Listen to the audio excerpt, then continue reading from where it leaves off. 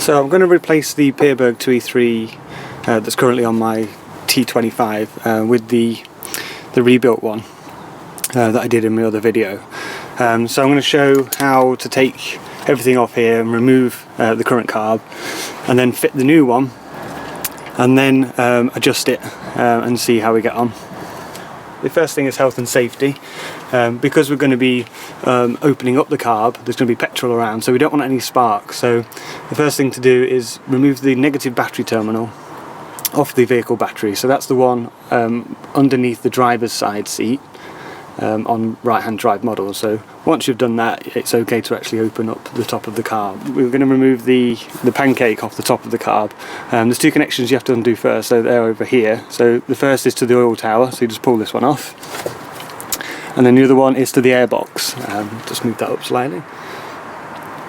So it's this one to the airbox. So you just need to undo this bracket here.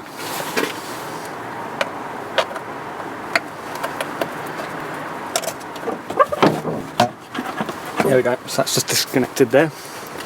Normally there's nuts on here. I've put these wing nuts on just so it's easy for me to take off during this demonstration, but I'll be replacing it with proper nuts. So they just come off. Okay, just being careful with those washers.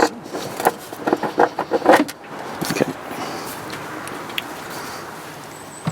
I'm now going to remove the electrical connections. So these two here, you've got one that goes to the heater at the bottom of the carb, and this one is the heater in the manifold. They're connected to the thermally switched 12 volt. So once it reaches a certain temperature, the coolant reaches a certain temperature, these two switch off. So they just unplug. So on this van there, the red leads, and then you've got the black one. So one that goes into the idle cut-off valve.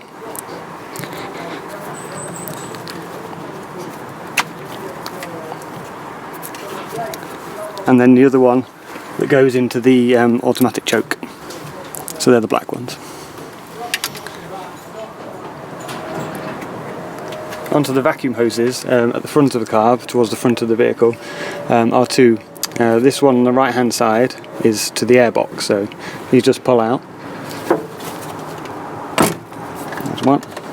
And this other one goes to the distributor here. So pull that one out. There we go. Next is the automatic choke heater, which is here. You'll see there's coolant lines going through, so it connects there and then comes out here. What you can do is disconnect those, but you will lose some coolant. So what I'm going to do is actually leave this on the van. So there's 3 screws that hold this in place. So first off, I'm just going to mark the position of this so we can put the other one back in the same position. So there's a little mark there, so I'm just going to scratch. There we go. And then undo the 3 screws.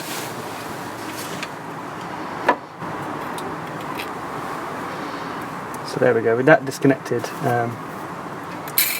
the spring will disconnect.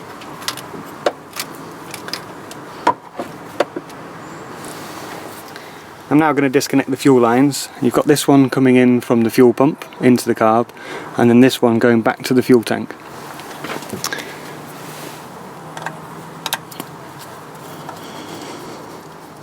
Once it's off, I'm just going to plug the end with a bolt just so I don't get anything in there. Let's move that aside. And now I'm going to do the inlet one here.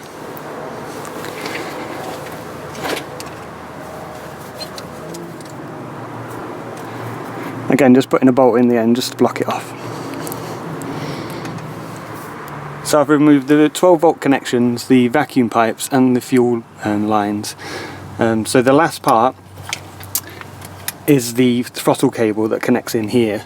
There's a small clip that keeps it on the elbow, so I'm just going to remove that. On the right hand side are 2 bolts holding the throttle in place, the throttle cable. So if you undo those, it will allow it to come free.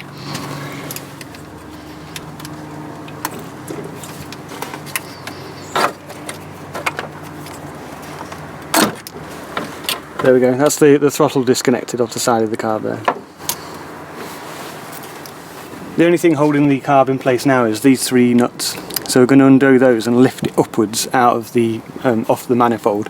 It's a good idea to have a cloth ready just to stick in the manifold so we don't get any bits dropping down into the engine. Before taking the carb off the manifold, we need to carefully remove the washers, which are on these threads here. Be careful not to drop them down into the venturi and then into the engine.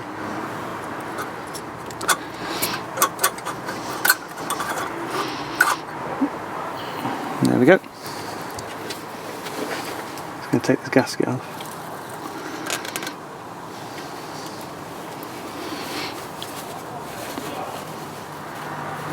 Okay, so that's the carb removed from the engine.